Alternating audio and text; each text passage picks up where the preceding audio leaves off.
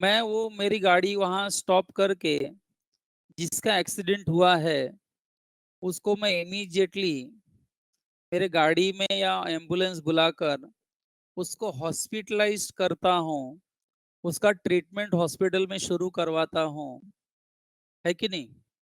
And उसको बचाने की कोशिश करता हूँ मैं। तो ये जो मैंने काम किया कि नहीं, गलत किया मैंने, एक्सीडेंट हुआ, लेकिन मैं बाकी का जो काम कर रहा हूँ ये कहीं ना कहीं मेरे केस को स्ट्रॉन्ग कर देगा कि वीक कर देगा? यानी मेरे फेवर में जाएगा कि अगेंस्ट में जाएगा? फेवर एंड अगेंस्ट, ऐसा करो। फेवर में जाएगा कि अगेंस्ट में जाएगा? फेवर में, क्योंकि मैंने जिसका एक्सीडेंट किया या जो एक्सीडेंट हुआ उसको मैं बचाने की भी तो कोशिश कर रहा हूँ ना। तो बच्चों ये मेरा कंपाउंडेबल ऑफेंस हो गया। क्या हो गया बच्चों? Compoundable offence. एंड इस कंपाउंडेबल ऑफेंस में मैं अगर घर वालों को बोलता हूँ जिसका एक्सीडेंट हुआ है कि इसका पूरा हॉस्पिटल का खर्चा मैं दे दूंगा और 2 लाख रुपया दे दूंगा, तो मेरे ऊपर केस मत करो, एंड इसके लिए वो मान जाते हैं, तो बच्चों it is not oppose to public policy. I repeat the word, it is not oppose to public policy. When I use the word it is not oppose to public policy, मतलब मेरा दिया हुआ ऑफर उन्होंने accept कर लिया, agreement हो गया, and बच्चों ये एग्रीमेंट क्या हो जाएगा?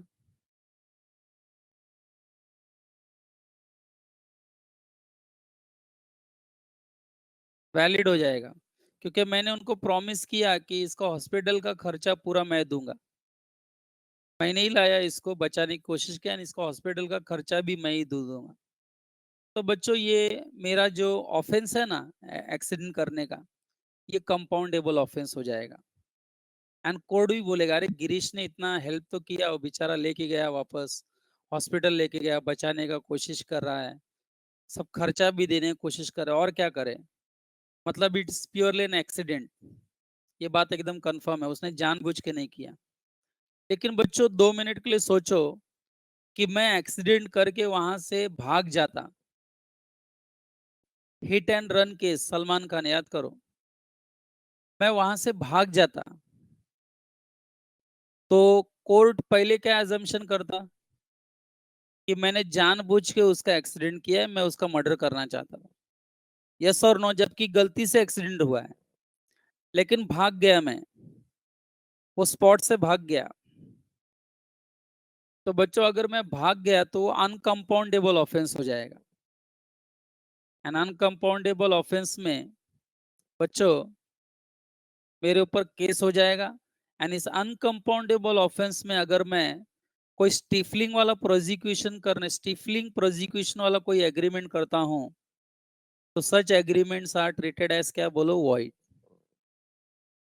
तो मुझे समझाना क्या था बच्चों कि कंपाउंडेबल ऑफेंस है तो स्टिफलिंग प्रोसिक्यूशन वाला कॉन्ट्रैक्ट वैलिड हो सकता है। एन अनकंपाउंडेबल ऑफेंस है तो स्टिफलिंग प्रोसिक्यूशन वाला contract will be void. I hope you get this point. Okay, तो बच्चों अभी मैंने पूरा पैराग्राफ पढ़ा नहीं, मैं रीड कर रहा हूँ। Under Indian criminal procedure code there is however a statutory list of compoundable offences. An agreement to drop proceedings relating to such offense with or without permission of court as the case may be, in consideration the accused promising to do something for the complainant, is not opposed to public policy. Thus where A agrees to sell certain land to B in consideration of B abstaining from taking legal proceeding against A with respect to an offense which is compoundable, बच्चों compoundable लिखा है, the agreement is not opposed to public policy. And बच्चों when contract is not opposed to public policy, that means it is valid. But you read the last line, you read the last line, but it is otherwise, यानी अगर इसका reverse है,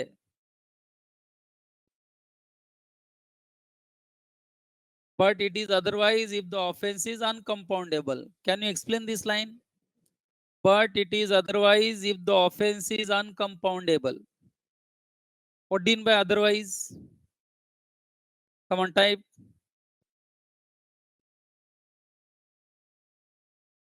But it is otherwise if the offense is uncompoundable. That means अगर offense uncompoundable है तो दो लोगों के बीच का जो एग्रीमेंट है that will be treated as an agreement opposed to public policy. And when it is an agreement opposed to public policy, it is void. It is void. तो बच्चों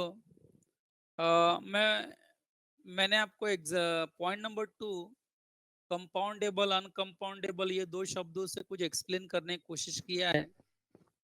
ओके, अंडरस्टैंड करना. So next one is very important and famous. हाँ बच्चों, CA student ध्यान दो, ये इसके ऊपर बहुत बार क्वेश्चन आ चुका है एमसीक्यूज में. एंड सीए स्टूडेंट अंडरस्टैंड करो, it can come for 5 marks to write separately. Explain what is maintenance and champerty. बच्चों, मेंटेनेंस एंड चैम्पर्टी वाले agreements are also an agreement oppose to public policy and hence it is void.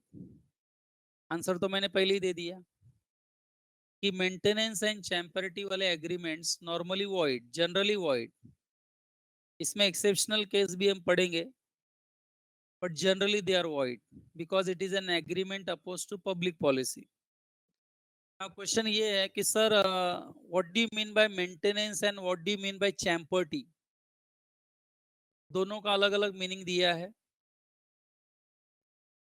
तो बच्चों सबसे पहले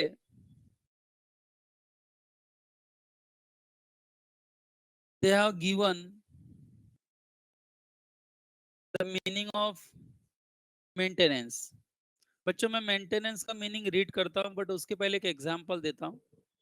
example ऐसा है, मान लो कि मयूर सर को राहुल सर के ऊपर केस करना है. दोनों का आपस में मतलब फॉर एग्जांपल झगड़ा है एंड राहुल सर को मयूर सर के ऊपर केस करना है. लेकिन राहुल सर के पास केस करने के लिए वो लेवल का पैसा नहीं है. ओके, मान लो. एंड बच्चों, गिरीश नाम का एक तीसरा पार्टी है, मतलब मैं हूं. मुझे भी मयूर सर से बदला लेना है. तो मैंने क्या किया, मैंने राहुल सर के साथ एग्रीमेंट किया, बरोबर है, कि तुम ना मयूर सर के ऊपर केस कर दो, इनको कोर्ट में खींचो, केस करो. केस करने का जितना भी पैसा रहेगा लगेगा वो सब मैं दूंगा तुमको. छोड़ो मत, इनके ऊपर केस करो, केस करने का पैसा मैं तुमको दूंगा. तो बच्चों इसमें क्या हुआ आप समझ गए. गिरीश राहुल सर को मयूर सर के ऊपर केस करने के लिए कह रहा है, बरोबर है, इन कंसिडरेशन फॉर मनी. यानी राहुल सर जो भी केस करना चाहते हैं मयूर सर के ऊपर, उस केस में गिरीश को जरा भी इंटरेस्ट नहीं है. मुझे कोई इंटरेस्ट नहीं है, मैं सिर्फ इतना चाहता हूँ कि मयूर सर डिस्टर्ब रहे, राहुल सर उनके ऊपर केस करें, नो डिस्टर्ब रहे.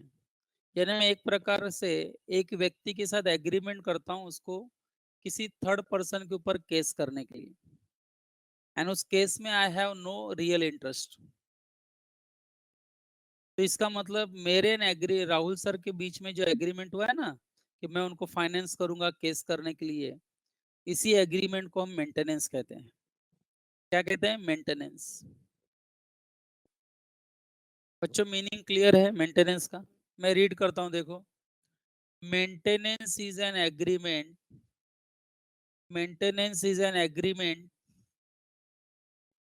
in which person promises to maintain a suit मतलब case in which he has no interest. यहाँ गिरीश राहुल सर के साथ एग्रीमेंट कर रहा है एंड गिरीश राहुल सर को प्रॉमिस कर रहा है कि I will maintain the case. Case करने का मैं पूरा फाइनेंस करते रहूंगा, और तुम सिर्फ केस करो बस। बरोबर है। ये जो एग्रीमेंट गिरीश राहुल सर के साथ कर रहा है, ये मेंटेनेंस है, ये समाज के लिए हानिकारक वाले एग्रीमेंट है, अपोज टू पब्लिक पॉलिसी है, एंड कॉन्ट्रैक्ट बिकम्स वॉइड। लेकिन चैम्पर्टी की जब हम बात करें तो चैम्पर्टी भी सेम थिंग है, किसी को केस करने के लिए मदद करना। लेकिन चैम्पर्टी में क्या होता है, जो है व्यक्ति एग्रीमेंट करता है ना हेल्प करने के लिए, मेंटेन करने के लिए सूट, वो पर्सन का भी इसमें इंटरेस्ट रहेगा, सेल्फ इंटरेस्ट रहेगा। दैट पर्सन का भी उसमें कुछ ना कुछ इंटरेस्ट रहेगा। मैं आपको एक और एग्जांपल देता हूँ चैम्पर्टी एक्सप्लेन करने के लिए, ठीक है बच्चों। मान लो बच्चों कि विकास सर हैं, वो एक गरीब, मान लो एक फार्मर है, उनकी जमीन के ऊपर केस चल रहा है एंड ऑलरेडी गरीब है, वो केस लड़ नहीं सकते, केस लड़ने के लिए बहुत पैसा चाहिए। बराबर है। तो मैंने, गिरीश सर ने विकास सर को क्या कहा, देखो विकास, मैं तुमको तुम्हारा जमीन का केस लड़ने के लिए हेल्प करूंगा, जितना भी पैसा लगेगा वो दूंगा, अच्छा वकील करेंगे हम लोग। लेकिन तुम प्रॉमिस करो, केस जीतने के बाद तुम अपने जमीन का 25% पोर्शन मुझे दोगे। इसी कंडीशन पर I will help you to file a suit. मैं तुम्हें केस लड़ने के लिए मदद करूंगा, इसी कंडीशन पर कि केस जीता तो 25% जमीन मुझे दे देना, हार गए तो कुछ मत देना। यानी मैं भी एकदम गुड इंटेंशन के साथ उसको मदद कर रहा हूँ, क्योंकि गरीब आदमी है। इसका मतलब बच्चों, मैं अभी विकास को हेल्प करूंगा केस करने के लिए, मेंटेनेंस में भी यही कर रहा था मैं, यहाँ पर भी वही कर रहा हूँ, मैं किसी को केस करने के लिए मदद कर रहा हूँ। लेकिन इस बार मेरा भी सेल्फ इंटरेस्ट है कि नहीं, तो बताएगा what is my self interest here, why I am going to assist Vikas for filing a suit, what is my self interest in helping him. 25% land मिलने वाला है मुझे, I am supposed to get 25% land as consideration for my promise. कुछ गलत है क्या बच्चों? नहीं। विद गुड कंसाइंस, या with good conscience I am helping him. Okay. So बच्चों, ये जो एग्जाम्पल है ना, ये चैम्पर्टी का एग्जाम्पल है। तो you can see the maintenance and champerty meaning are one and the same. But यहाँ पर डिफरेंशिएट करने वाला एक ही पॉइंट है कि मेंटेनेंस में मैं सामने वाले को केस करने में मदद कर रहा हूँ, बट उस केस में मेरा कोई सेल्फ इंटरेस्ट नहीं है, I am not interested in इस केस। एंड इन चैम्पर्टी, जिस केस में मैं उसको मदद कर रहा हूं उसमें मेरा भी सेल्फ इंटरेस्ट है। Okay, so maintenance and champerty का मीनिंग मैंने बता दिया है। Okay, I am going to read now the meaning of champerty. बच्चों, नोट्स आपको दिख रहा है तो जरा देखो ध्यान से क्या लिखा है। Champerty is an agreement, champerty is an agreement in which a person agrees to assist another, assist मतलब help another in litigation। बच्चों, I hope you understand the word litigation. Litigation मतलब court matter, court case, case करना। Litigation मतलब court matter. To assist another in court matter in exchange of promise to hand over a portion of proceeds of the action।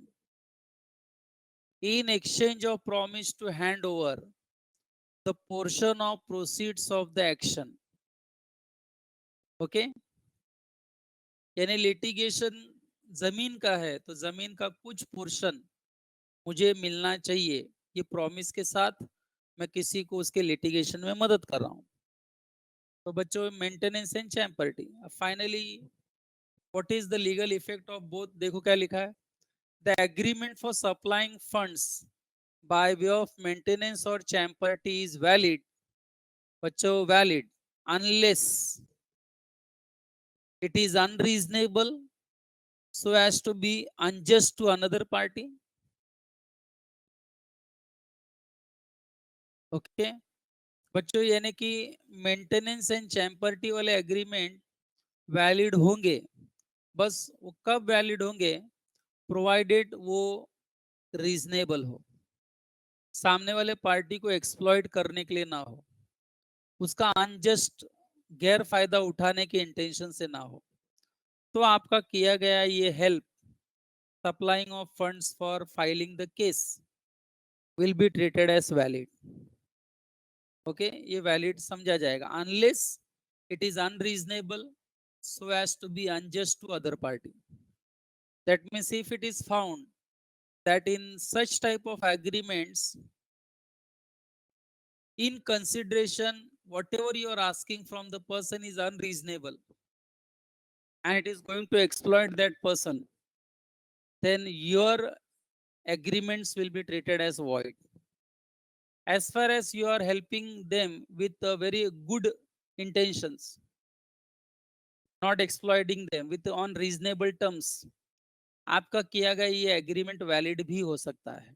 Okay, तो unless it is unreasonable so as to be unjust to other party और it is made by malicious motive like that of gambling in litigation, oppressing other party by encouraging unrighteous suits, and not with bona fide object of assisting a claim believed to be a just।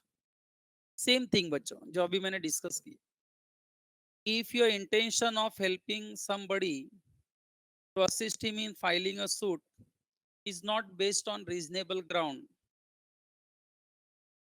is not based on reasonable ground, is not with good intentions, it is gambling in nature, it is going to exploit that party, then आपका किया गया चाहे maintenance का agreement हो या बच्चों champerty का agreement हो, both the cases it will be treated as void।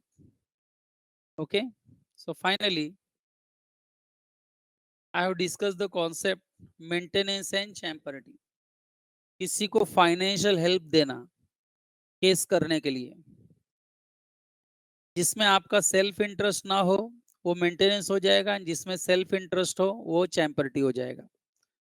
अच्छे इंटेंशन के साथ अगर आप हेल्प करते हो तो आपका ये एग्रीमेंट वैलिड होगा, एंड अगर अच्छे इंटेंशंस नहीं है तो ये वॉइड होगा, सीधी बात है। बच्चों, मैंने सिंपल बनाने की कोशिश की है, बट यहाँ मैं थोड़ा रुक कर आपसे कुछ पूछना चाहूंगा। कोई डाउट है यहाँ तक? An agreement oppose to public policy, मैंने 3 पॉइंट्स डिस्कस किए बच्चों। Which are those 3 points? Heading trading with enemy, stifling prosecution, third one maintenance and champerty. So I'm waiting for 30 seconds. If you have some doubts, you can ask.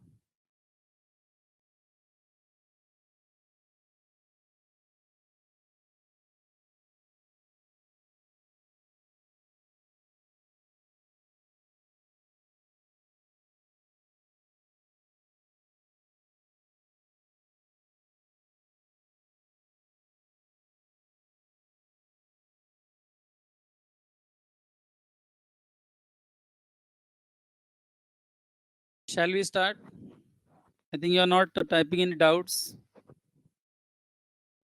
आवाज आ रहा है बच्चों? एक दो जन रिस्पांस दो। आवाज आ रही है? अच्छा, ठीक है बच्चों। Now fourth point which you can see on the screen is traffic relating to public office। बच्चों, if you remember yesterday's lecture, last lecture, when we were discussing point number 4, legality of object and consideration, this example was there. किसी से पैसे लेकर उसको कोई public office government job दिला देना कितने हद तक सही है? आपको लगता नहीं समाज के लिए हानिकारक है ये? बच्चों, if I do agreement with you कि कम ऑन सेवियो, आप मुझे 25 लाख रुपया दे दो, मैं तुमको मंत्रालय में जॉब लगाता हूँ, गवर्नमेंट जॉब। 2 साल में आप 25 लाख वसूल कर लेंगे वहां से। तो ये एक एग्रीमेंट जो मैं कर रहा हूँ बच्चों, ये कहीं ना कहीं एम्प्लॉयमेंट प्रोक्योर करने का एग्रीमेंट है इन कंसिडरेशन ऑफ मनी, है कि नहीं? हाँ, मैं कैश ही लेता हूँ साहब, आई डोंट टेक चेक।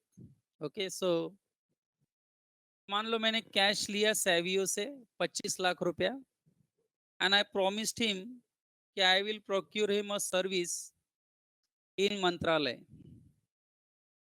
बच्चों, ये एग्रीमेंट जो किया मैंने सेवियो के साथ, ये अनरीजनेबल है, गलत है, समाज के लिए हानिकारक है, and therefore such agreements are void. किसी से पैसे लेकर उसको जॉब दिला देना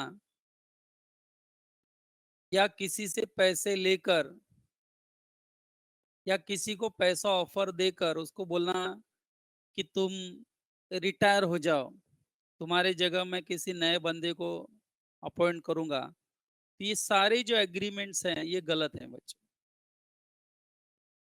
these are an agreement suppose to public policy. इससे क्या होता है, कल ही बताया था मैंने कि बेस्ट पर्सन जो अपॉइंट होना चाहिए था उस जॉब के लिए, जो क्वालिफाइड है फॉर द सर्विस, वो रह जाएगा। एंड कोई गलत आदमी, मैं सैवियो को गलत नहीं बोल रहा हूँ, वो एग्जाम्पल में था, तो कोई गलत आदमी वो जगह बैठ जाएगा, एंड देश के लिए ये बहुत बुरी बात हो जाएगी। तो बच्चों, ऐसे एग्रीमेंट्स नहीं चलेंगे, एंड हमारा कोर्ट ऑनर भी नहीं करता है ऐसे एग्रीमेंट्स। ओके, सो एंड बच्चों, चलो ठीक है, पढ़ते हैं, देखो क्या लिखा है। An agreement to traffic in public office यानी government job is opposed to public policy as it interferes with appointment of person. It disturbs with appointment of person best qualified for the service of public. Public policy requires that there should be no money consideration for appointment to an office in which public is interested. The following are the examples of agreement that are void. Void लिखा है बच्चों, that are void since they are tantamount to sale of public offices. Tantamount मतलब amounted to, they are treated as sale of public offices. बच्चों, public officers cell पे नहीं है, qualification से वहां पहुंचना है आपको, ना कि किसी को पैसे देकर वहां पहुंचना है। पैसे देके पहुंचोगे तो गलत गलत रास्ता हो जाएगा। क्वालिफाई होके जाओ वो जगह पे बच्चों, उसका एक अलग मजा है कि नहीं? सो फर्स्ट वन देखो क्या लिखा है। An agreement to pay money to public servant in order to induce him to retire from his office so that another person may secure appointment is void. किसी पब्लिक सर्वेंट को पैसा दे देना कि तुम्हारे जॉब से रिटायरमेंट ले लो, वहां हमको नए आदमी को अपॉइंट करना है, ऐसे सभी एग्रीमेंट्स वॉइड हो जाएंगे, क्योंकि आप राइट प्लेस से रॉन्ग पर्सन को डाल रहे हो। ओके, एंड दूसरा बच्चों, not only public officers, even public titles. Do you know what are public titles? Public titles मतलब आपने सुना होगा, भारत रत्न अवार्ड मिला, Padma Vibhushan, Padma Shri award. Have you heard of this such type of awards? Do you know, have you heard of this type of awards? Every year government declares such awards: Padma Bhushan, Padma Vibhushan, Padma Shri, Bharat Ratna. Okay. बच्चों, पैसा लेकर किसी के साथ agreement करना कि इस साल का पद्मश्री अवार्ड तुमको ही मिलेगा. In fact that person is not qualified to get that award, is not deserving candidate, but फिर भी वो पैसे देकर अगर ये अवार्ड खरीदता है, तो ये जो एग्रीमेंट्स होता है खरीदने बेचने का अवार्ड, बच्चों ये अवार्ड खरीदने बेचने वाला जो एग्रीमेंट है, it is an agreement oppose to public policy and it will be treated as void.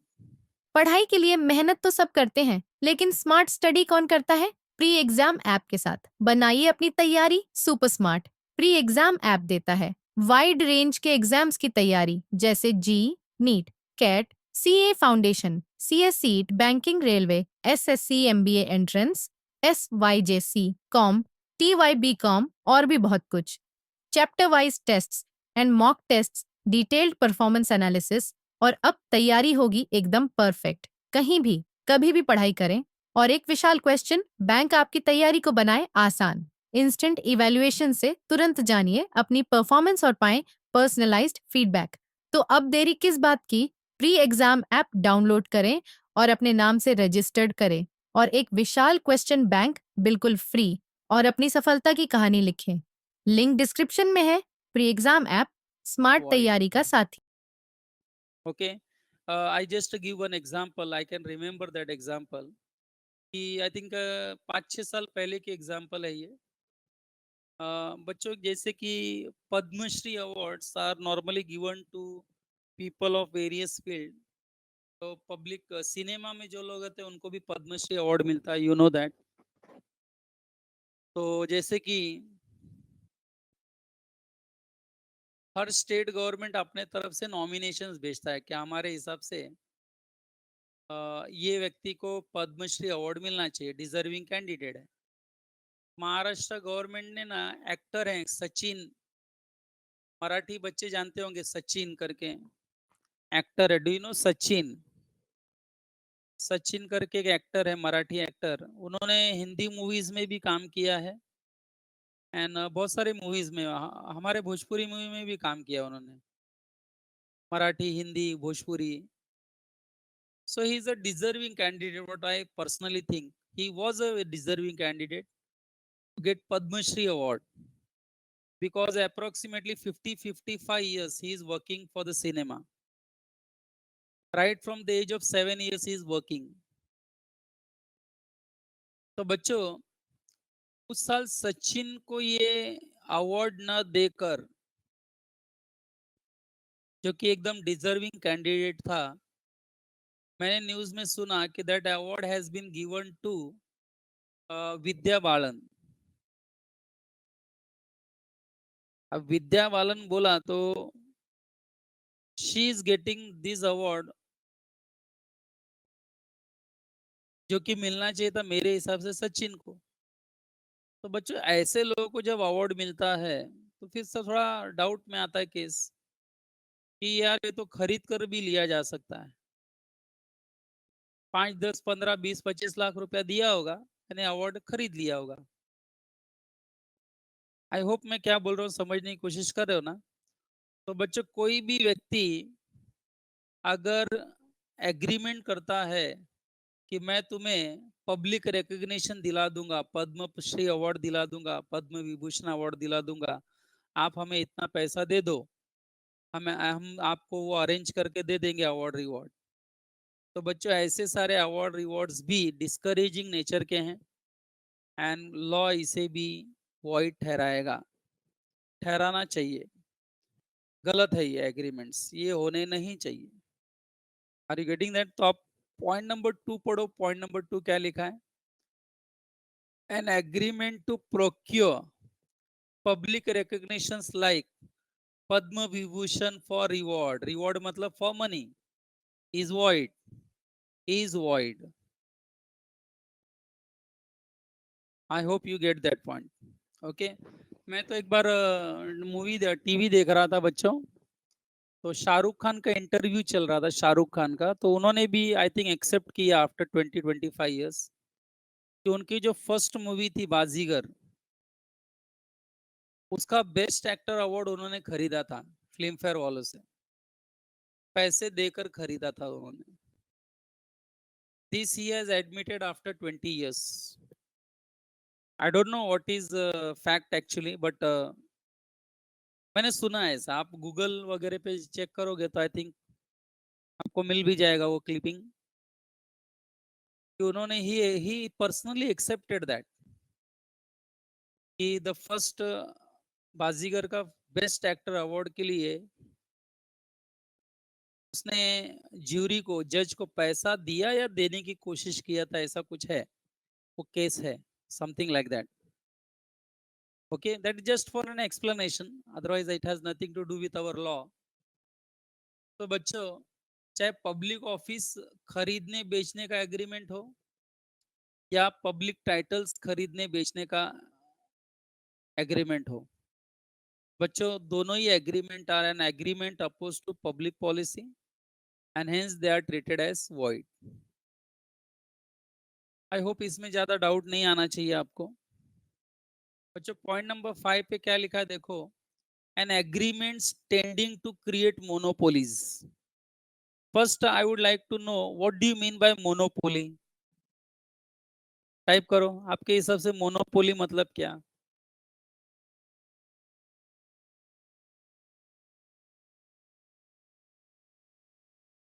Monopoly में क्या होता है normally, single seller, or you can say the group of sellers. You are right, single seller, or there is one group consisting of seller। And जब बच्चों sellers limited होते हैं ना या सिंगल होता है, तो they start dictating their own terms and they try to create monopoly.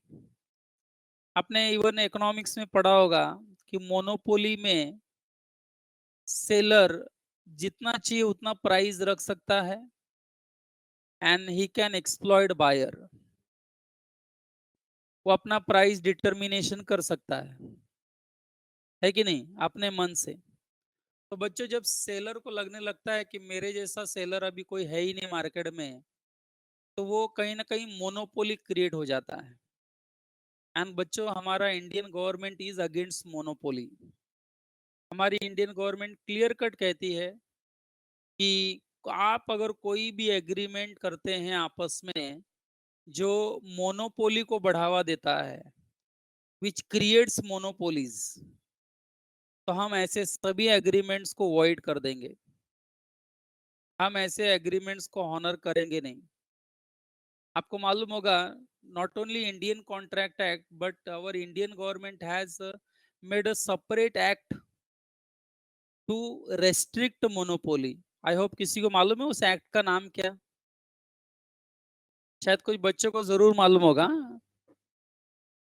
हमारे इंडिया में मोनोपोली को रोकने के लिए there is a special act. There is a special act, shortcut कोई लिखेगा उसका। No no, not Parth, not competition, that is actually MRTP. Very good, Om. Perfect. Monopoly Restrictive Trade Practices Act, MRTP। सोचो India में monopoly create ना हो इसके लिए एक और कानून बना हुआ है। इंडियन कॉन्ट्रैक्ट एक्ट हमारा वो तो बोल ही रहा है क्या, मोनोपोली क्रिएट करने वाले agreement are oppose to public policy and वो वॉइड होंगे।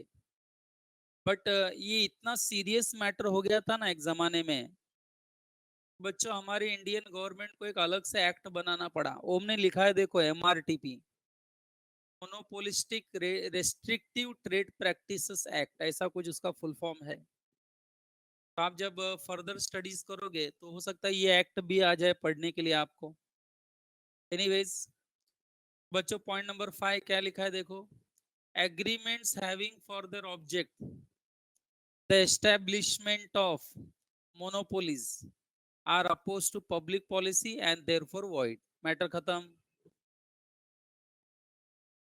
कोई भी सेलर या सेलर्स आपस में कोई एग्रीमेंट करते हैं टू क्रिएट मोनोपोली, बच्चों उनकी की गई agreement will be treated as void.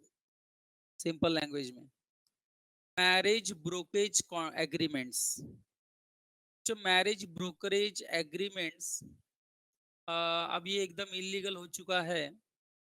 हमारे यहाँ पर पैसे लेकर, कमीशन लेकर शादी करवाना, शादी को नेगोशिएट करवाना या शादी करवाना,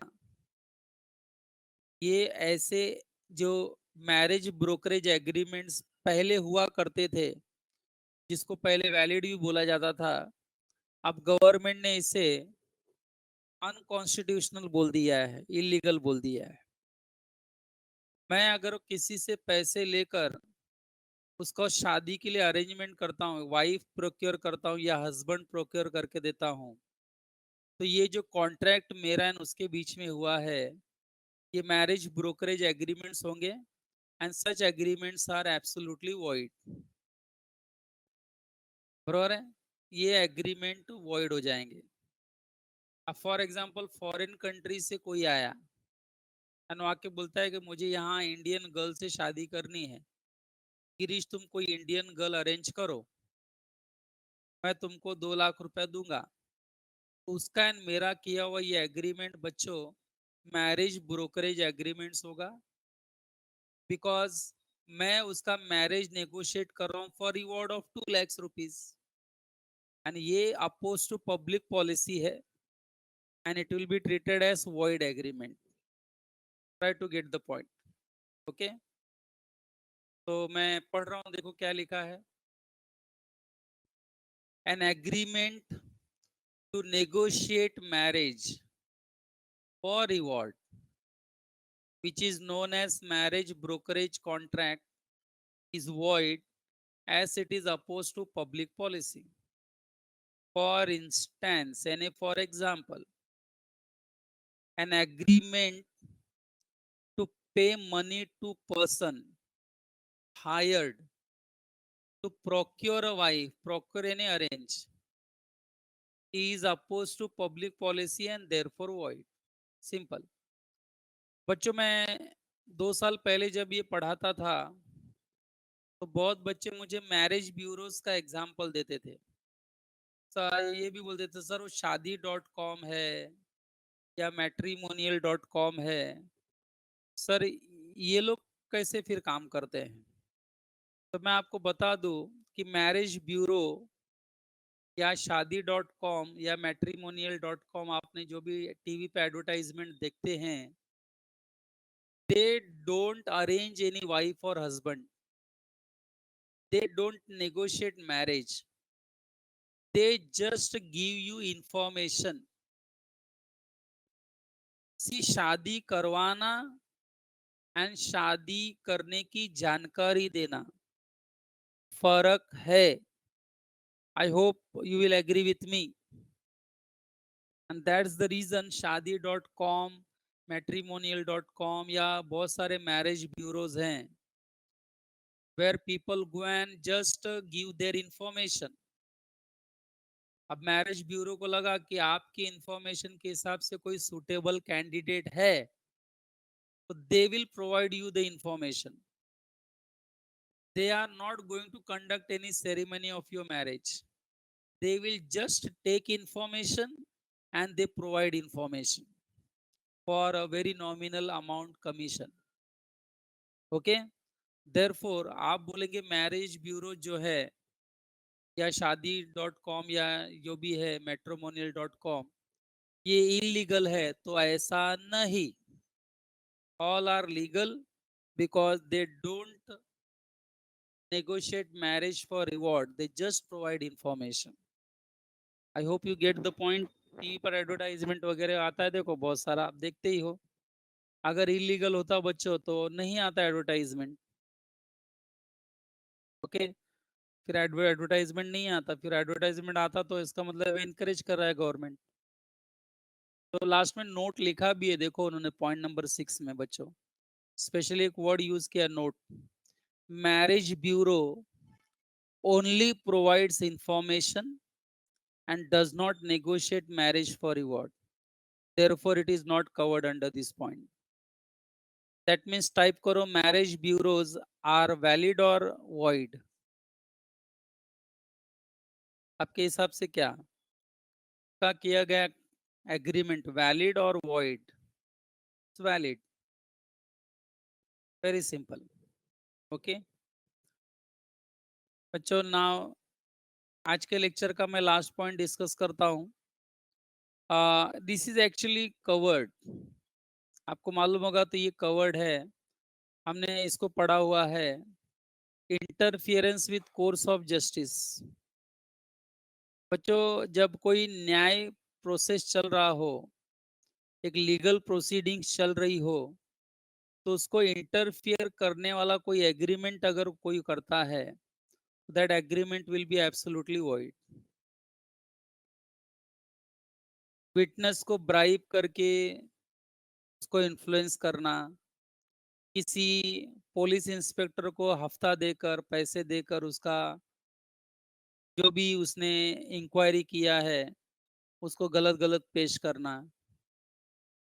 आप समझ गए ना. आप फिल्मों में देखते हो, सावधान इंडिया वगैरह में बहुत कुछ होता है ऐसा, या बहुत सारी फिल्मों में हमने देखा है कि कभी कभी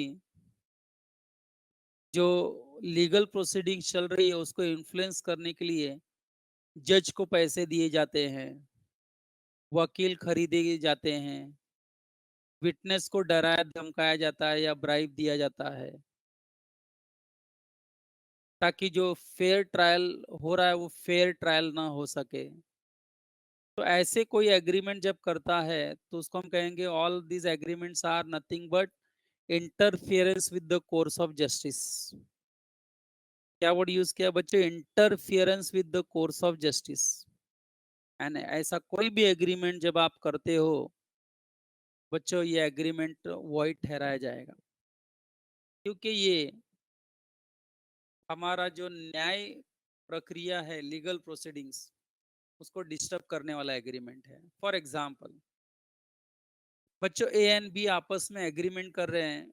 ए बी को क्या कह रहा है कि हम आपस में बिजनेस करेंगे, लेकिन फ्यूचर में कोई भी प्रॉब्लम होगा तो आप मेरे ऊपर केस नहीं करेंगे, मैं आपके ऊपर केस नहीं करूंगा. तो ऐसा चलेगा क्या? ऐसा चलता है क्या कभी कि आप मेरे ऊपर केस नहीं करना, मैं आपके ऊपर केस नहीं करूंगा? पॉसिबल ही नहीं है बच्चों. इसका मतलब you are defeating the provision of our criminal law. ऐसा सब लोग अगर एग्रीमेंट करने लगे तो हमारा फिर क्रिमिनल लॉ की जरूरत क्या? फिर क्रिमिनल लॉ जो बना है उसका मतलब क्या रहा फिर? बच्चों ऐसे बहुत सारे पॉइंट्स हैं, देखो पढ़ते हैं. An agreement whose object is to induce any judicial officer of the state. बच्चों जुडिशियल ऑफिसर लॉ से रिलेटेड, जैसे कि जज वगैरह, बरोबर है, या जज के क्लर्क वगैरह जो होते हैं ना, वो उनको आप ब्राइब देते हो, करप्ट करते हो अपने फेवर में, तो ये सब एग्रीमेंट जब आप उसके साथ करते हो तो ये वॉइड हो जाएगा. An agreement whose object is to induce any judicial officer of the state to act partially or corruptly is void, as it is opposed to public policy. So also is an agreement by A to reward B, who is an intended witness in a suit against A in consideration of B absenting himself from the trial. तो दूसरा example भी immediately दे दिया. A B को क्या कहता है कि जिस दिन मेरे खिलाफ गवाही देनी होगी तो उस दिन कोर्ट में आना ही नहीं, एब्सेंट हो जाना, भाग जाना, इसके बदले मैं तुझे पैसे दूंगा. बच्चों ये सब क्या है? This is interference in the courts of justice. For the same reason an agreement which contemplates the use of underhand means to influence legislation is also void. Similarly, an agreement to induce any executive officer of the state to act partially or corruptly is void. बच्चों, officer of the state मतलब जैसे police department के किसी भी police inspector को आप agreement करते हो उसके साथ, है ना, उसको करप्ट करते हो पैसे देकर ताकि वो आपके लिए काम कर सके, तो ये सारे एग्रीमेंट्स बच्चों an agreement oppose to public policy हो जाएंगे and they will be treated as void agreements. Is that clear with everyone? So up to 7 points I have covered today. If you have any confusion, doubt, you can ask those doubts. Okay. बच्चों हम क्या discuss कर रहे हैं, किसी को याद है? We are actually discussing the examples of anyone agreement opposed to public policy. Agreement oppose to public policy के एग्जाम्पल्स क्या वो हम डिस्कस कर रहे हैं. ओके, तो I just give you 1 minute. Do you have any doubt to ask? Otherwise we'll meet tomorrow for the remaining part. ये यूनिट भी खत्म होने आ रहा है. Yes, any confusion?